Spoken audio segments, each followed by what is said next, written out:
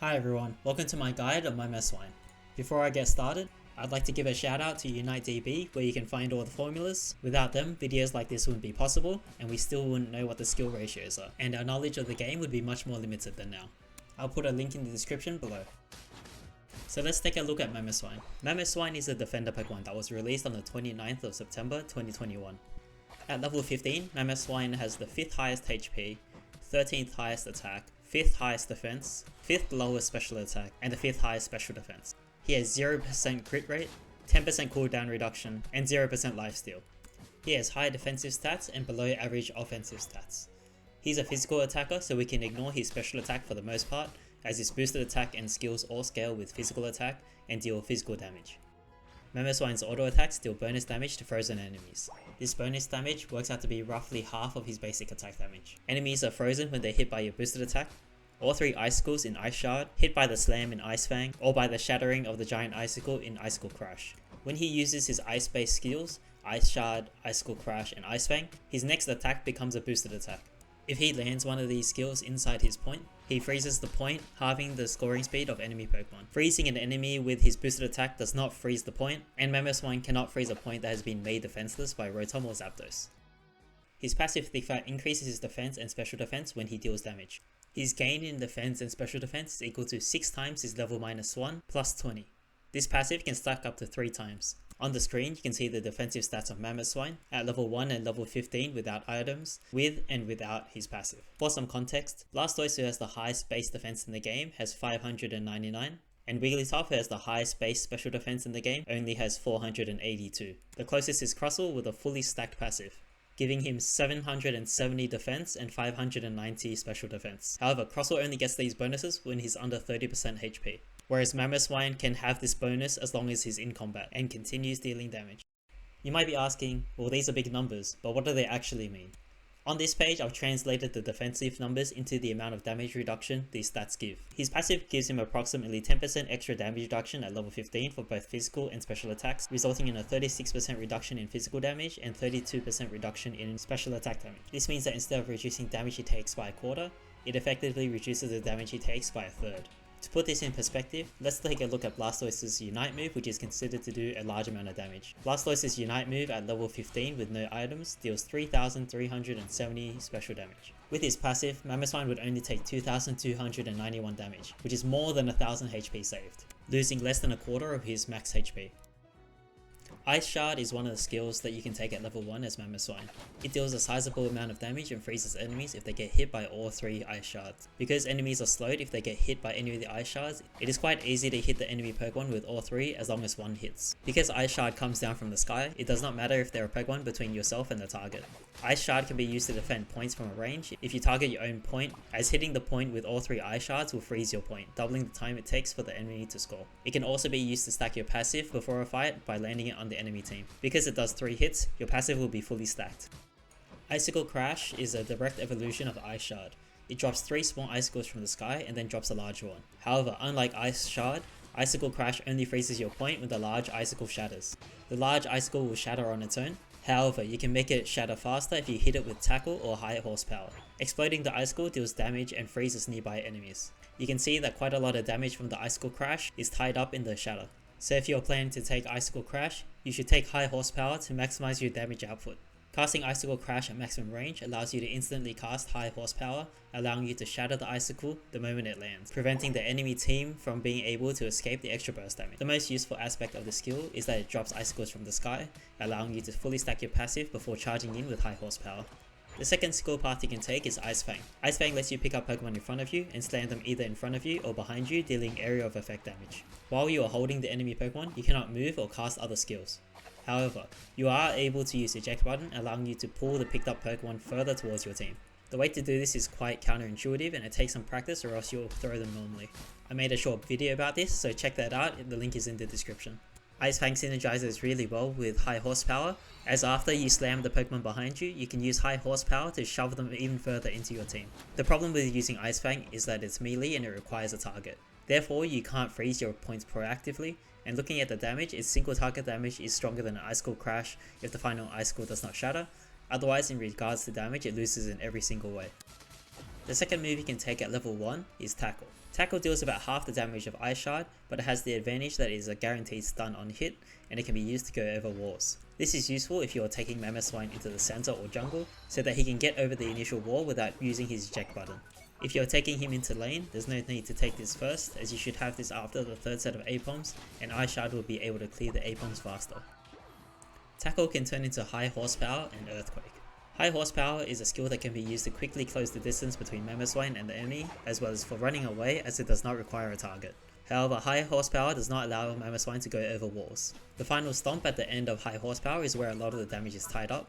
Unfortunately, you can only get this damage if you run it together with Icicle Crash. If you freeze the enemy with your boosted attack or with Ice Fang, by the time the charge animation of Higher Horsepower finishes, the target is actually no longer frozen, meaning that you lose the bonus damage. Even so, High Horsepower has a lot of synergy with both Icicle Crash and Ice Fang. With Icicle Crash, it results in Mamoswine's highest burst damage by casting Icicle Crash at maximum range and then High Horsepower.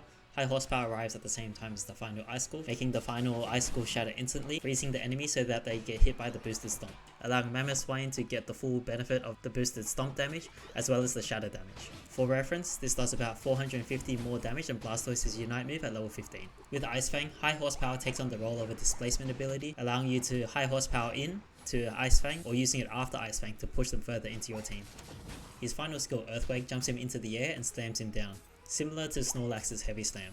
However, instead of knocking the enemy up, he pulls the enemy towards him. This move can be used as a follow-up to Icicle Crash to pull the enemy team back towards the giant icicle before it shatters. But why would you even take this skill if you can shatter it instantly with High Horsepower? If we really think about it, how often do you need an Icicle Crash and Earthquake over a wall? The damage on this skill is also much lower and it does not scale any better when you take items into account. This move was probably originally designed to be used together with Ice Fang so that you can Ice Fang the enemy that you pull in using Earthquake. Because you definitely can't use it after you use Ice Fang, because you can't use Earthquake while holding the opponent. So Earthquake would basically be a means of keeping them in place after you use Ice Fang. But it would be more efficient to push them towards your team with High Horsepower. Let me know in the comments if there are any situations that you feel that this skill is more useful than High Horsepower other than going over walls and getting into the enemy team to Ice Fang, which you could technically use Eject Button for. And using Eject Button doesn't cause you to hang in the air for half a second either.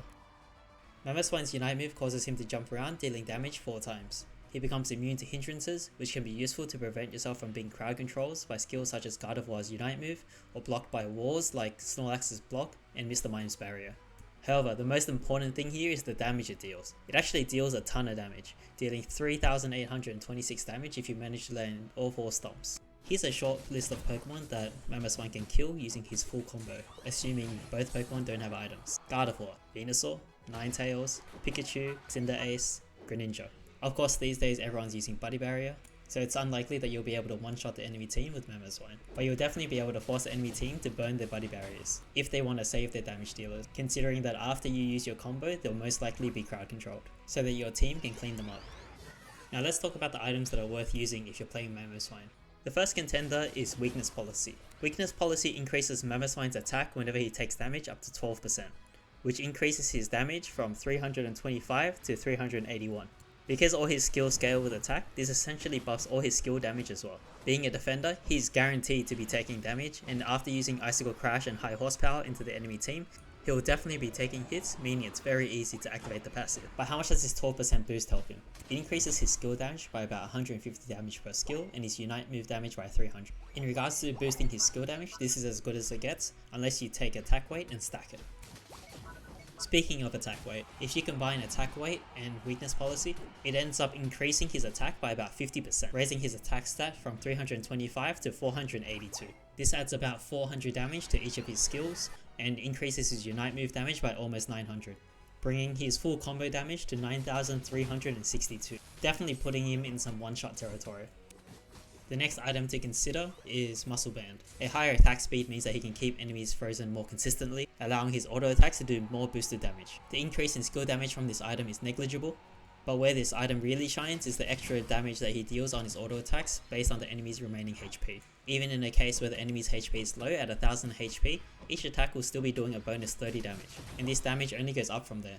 Because his skill cooldowns are relatively long, in a fight he will often find himself auto-attacking more than casting spells, so this is definitely an item for prolonged engagements. And because of his innate tankiness, he will definitely be surviving for a while.